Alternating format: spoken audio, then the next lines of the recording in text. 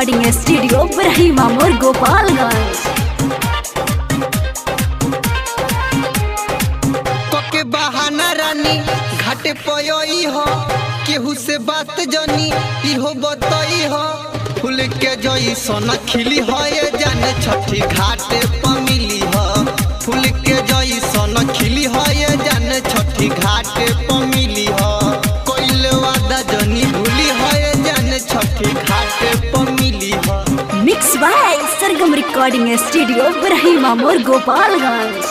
Mishra music कोइल वादा जनी भूली हो ये जाने छठी घाटे पर मिली हो।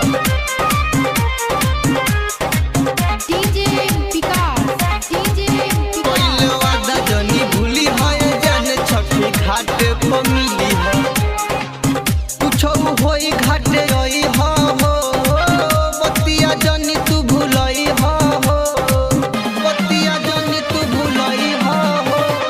धीरे धीरे जब बात होई भेट छठी माई के घाट होई। मिली के छोड़ल जाई घाटे पराका, माटी हो दिला बाप प्यार के धापा। खेला पजुस तनी पीली हो ये जाने छठी घाटे पर मिली हो। फूल के जई सन खिली हो ये जाने छठी घाटे पर मिली हो।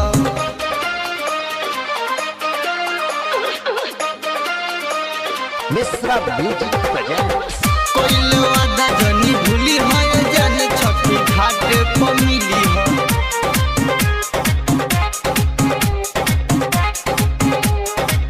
कोइल वादा जनी भूली हो ये जाने छठी घाटे पर मिली हो। मिली के संग में प्यार वाला रंग में रानी तू आके रंगा जोई हो। रानी तू आके रंगा जोई हो।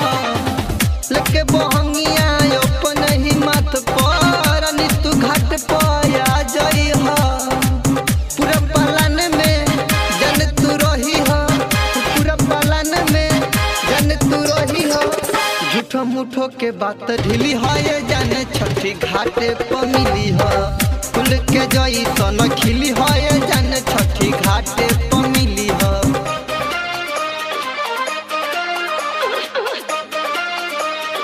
मिश्रा म्यूजिक प्रेजेंट्स कोइल वादा जनी भूली हो ये जाने छठी घाटे पर मिली हो।